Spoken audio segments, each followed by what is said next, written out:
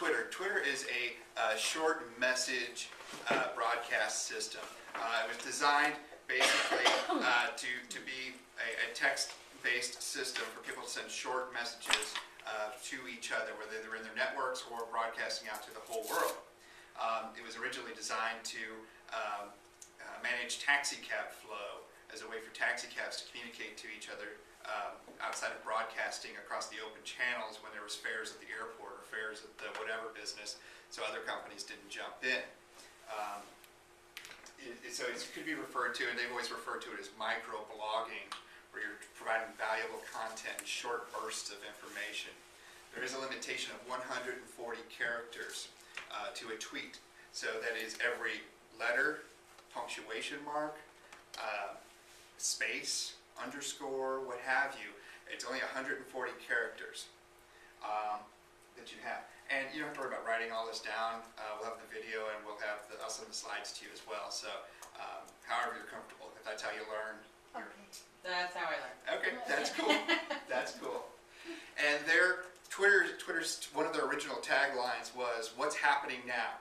What are you doing right now?" It used to be people make fun of it. Oh, what am I having for breakfast? Well, that was what they were doing right now. So they would broadcast they were having Cheerios or eggs or whatever, that was the thing. So it's what's happening now. And it really gained notoriety and popular culture connection when that plane landed in the Hudson River in New York.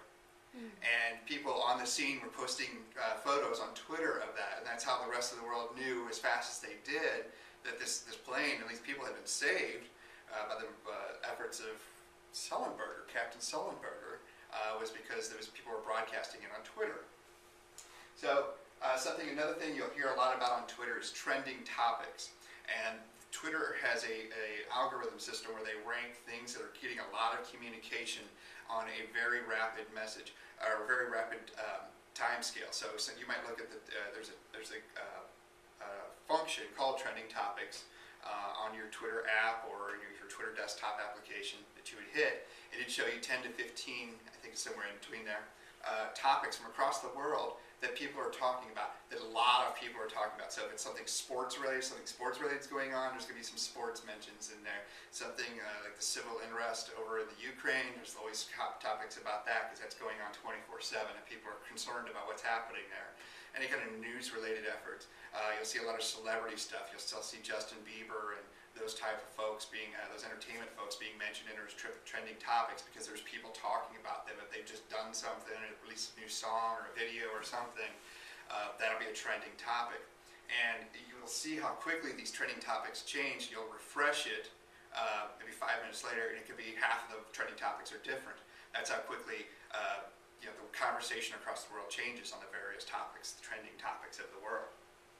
So Twitter does not have the dominant market share that Facebook does with its 1.5 billion worldwide users.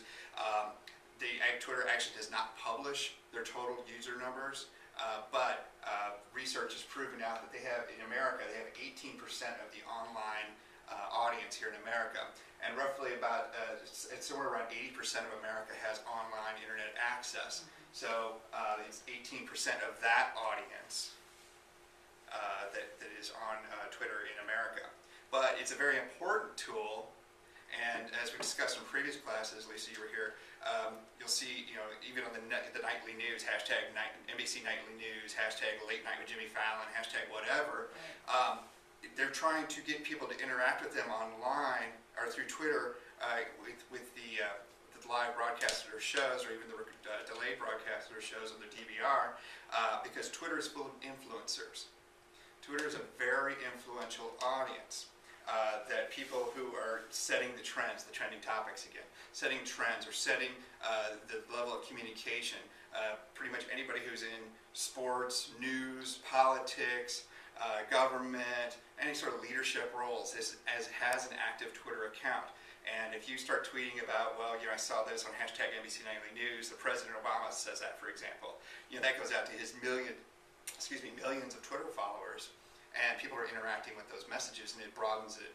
So in social media, whether it's Twitter or anything else, your goal is always to reach the audience of audiences of audiences. So if I share something and Stephanie retweets it, well, now my message has reached Stephanie's audience, and somebody in her audience retweets it, then it's gone out to a third level, and on and on and on. That's how things go viral. If there is there is no science to it, things just happen to go viral. But that's how, from the airplane crashing in New York, where the people were saved, to whatever Justin Bieber's doing, that's how that news travels. People are sharing and retweeting that information. And 18% of online America does seem like a small number of folks here in the country, but Twitter is very dominant across the world. Actually, Twitter is bigger in Japan than any other social network. And when you talk about technology, we talk about advancements going on in a lot of different fields that's coming out of Japan. So they're using Twitter to broadcast that information out there, and that information is going out worldwide in just seconds from the palm of somebody's hand on their mobile device, right here.